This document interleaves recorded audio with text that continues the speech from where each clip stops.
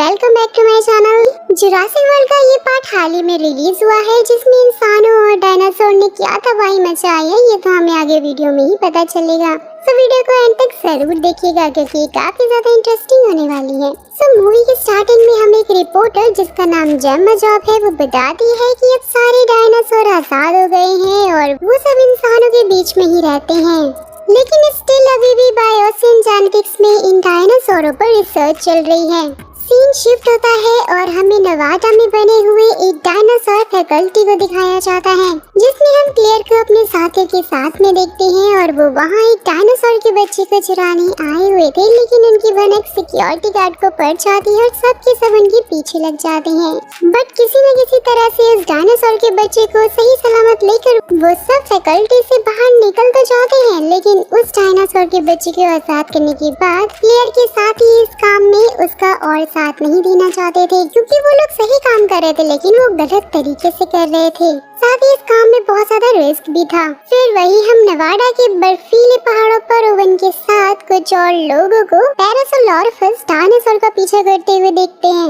वो सारे के सारे डायनासोर बहुत ज्यादा भड़के हुए थे और आगे हम देखते हैं कि ओवन ने एक पैरासोलॉरफस डायनासोर के गर्दन में रस्सी डाल दी है, जो कि उसे बड़े ही प्यार से शांत करके अपने साथ में ले जाता है। नेक्स्ट सीन में मैसी को दिखाया जाता है, जिसे ओवन और क्लेयर ने अडॉप्ट करके रखा हुआ था और वो 4 साल से साथ ही रहते थे। और हम मैसी को शहर जाते हुए देखते हैं, जो कि कुछ डायनासोर को देखने के लिए वहाँ पर आई हुई थी। जब वो वापस से घर आती है तो उसका सामना क्लेयर से होता है, जो कि उसके बाहर जाने पर गुस्सा करती है, क्योंकि वो नहीं चाहते थे कि बायोसिन वालों की नजर उस पर पड़ सके। लेकिन मैसी को तो ये सब कुछ यहाँ पर कैद जैसा लगता था, क्योंकि उनका घर शहर से काफी दूर था जहाँ सिर्फ ये तीनों ही रहते थे। फिर वहीं हम एक मादा वेलोसिरैप्टर्स को उसके छोटे बच्चे के साथ में देखते हैं, जो कि उसे शिकार करना सिखा रही थी। वहीं दूसरी तरफ टेक्सास में हम 2 बच्चों को घर के बाहर देखते हैं कि तभी टिड्डों का एक बहुत ही बड़ा झुंड उनकी ओर आने लग जाता है, जिसे देखकर दोनों बच्चे अपने घर में जाकर खुद को बंद कर लेते हैं। यहाँ उन टिड्डों ने पूरी फसलें खराब कर दी थी और उनके जाने के बाद वहाँ छानबीन के लिए डॉक्टर एली अपनी एक और साथी के साथ में आ जाती है। यही एली की मुलाकात अपने कॉलेज के दोस्त एलन से होती है। बात करें अगर एलन की, तो वो एली को कॉलेज के टाइम से ही बहुत ही ज्यादा पसंद करता था, लेकिन उसने कभी भी अपनी फीलिंग्स को एली को नहीं बताया था। दोस्तों, यहाँ सोने पे सुहागा तो तब होता है जब ये पता चलता है कि एली का डिवोर्स हो चुका है। दोनों के दोनों इन टिड्डों से बहुत ज्यादा परेशान हो गए थे, क्योंकि वो साइज में बहुत ही ज्यादा बड़े थे और एक बार में ही वो बहुत सारे खेतों की फसलों को एक साथ ही तबाह करते हुए आगे बढ़ रहे थे। यहाँ एली ने उन टिड्डों में से एक को पकड़ भी लिया था और उसका सैंपल लेने के बाद वो एलन को इन टिड्डों की गुत्थी सुलझाने के लिए हेल्प मांगती है, जहाँ एलन मान भी जाता है और उसका शक सीधा बायोसिन जेनेटिक पे जाता है, क्योंकि टिड्डों के जीन्स में बदलाव करके ही उन्हें इतना बड़ा बनाया जा सकता है। तो अब इस बात को कंफर्म करने के लिए वो दोनों ही पेंसिल्वानिया जाते हैं, जहाँ पर बहुत सारे डायनासोर्स को रेस्क्यू करके रखा हुआ था, और क्योंकि इन डायनासोर की स्मगलिंग भी होती है।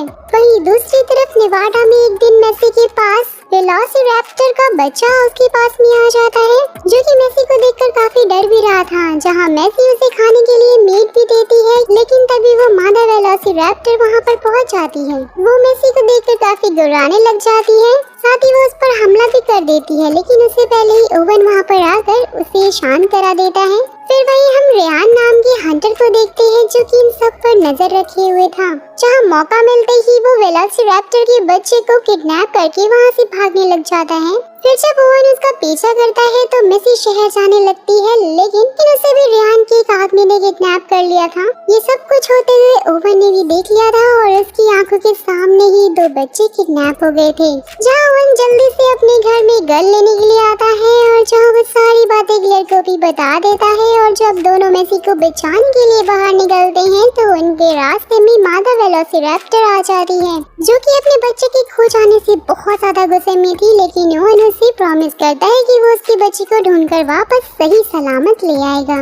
फिर क्लेयर अपनी दोस्त फ्रैंकलिन को कॉल करती है, और अगर बात करें फ्रैंकलिन की तो वो CIA के लिए काम करता है, तो इसलिए क्लेयर फ्रैंकलिन से मदद मांगने के लिए उसे बुलाती है। फिर वो दोनों अपनी सारी प्रॉब्लम शेयर करने लग जाते हैं। तो फ्रैंकलिन उन्हें अपनी दोस्त बेरी के बारे में बताता है, जो कि अंडरकवर रहकर इन सारी किडनैपिंग का काफी दिनों से पता लगाने में जुटा हुआ है।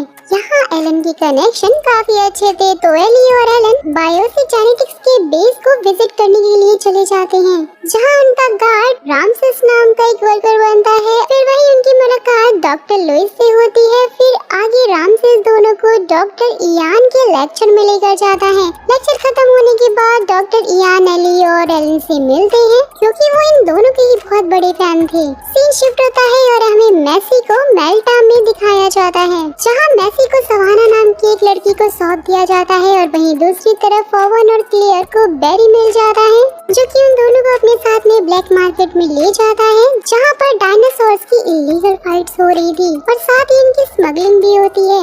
जहाँ क्लेयर यही की एक स्मगलर कायला से मिलती है और उसे मेसी की फोटो दिखाकर उसके बारे में उसे पूछती है कि उसने मेसी को देखा है क्या। कायला ने मेसी को देखा हुआ था, लेकिन फिर वो क्लेयर को कुछ भी नहीं बताती है, क्योंकि इन सब चक्रों में वो नहीं पड़ना चाहती थी। वहीं पर बेरी ओवेन को कुछ गुंडों को दिखाता है, क्योंकि ओवेन को अभी भी रेयान का फेस बहुत ही अच्छे से याद था और लकली रेयान ओवेन को मिल भी जाता है। फिर दोनों के बीच में भागम भाग होने लग जाती है, जो कि गाइस लिटरली बहुत ज्यादा इंटरेस्टिंग लग रही थी।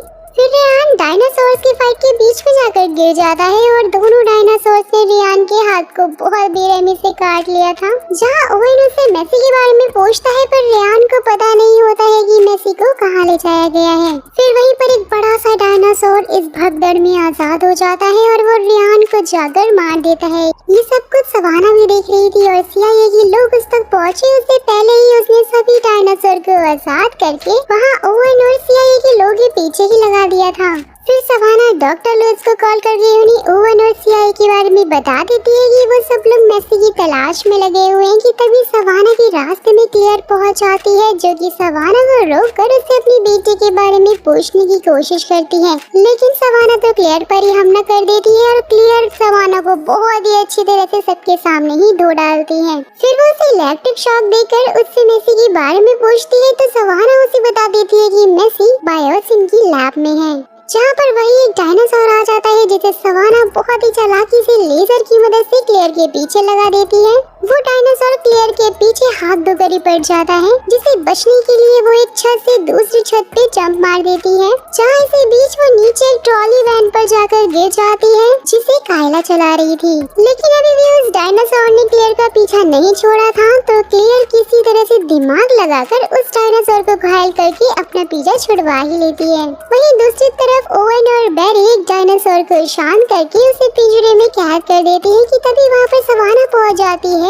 बेरी उसे गन पॉइंट पर ले लेता है कि तभी क्लेयर भी ओवेन को बता देती है कि मेसी बायोसिन में है, जहाँ ओवेन बाइक लेकर जल्दी से वहाँ से निकल जाता है। कि तब तक सवाना ने एक और डायनासोर को उसके पीछे लगा दिया था। फिर ओवेन सभी डायनासोर से बचते बचाते हुए रनवे पर आता है, जहाँ पर हम काइली और क्लेयर को भी प्लेन में देखते हैं। जैसे तैसे करके ओवेन भी उस प्लेन में चढ़ जाता है, जो कि बहुत ही ज्यादा इंटरेस्टिंग सीन था गाइस, और सब लोग वहाँ से निकल जाते हैं। वहीं दूसरी तरफ बायोसिन में डॉक्टर हैंडी मेसी को उसकी रियल मॉम शार्लेट के बारे में बता देते हैं, जो बायोसिन की एक साइंटिस्ट थी। जहाँ पर ये पता चलता है कि मेसी की जन्म से ही उसके DNA में कुछ प्रॉब्लम हो गई थी, जिसके कारण उसकी मॉम ने उसे चेंज कर दिया था।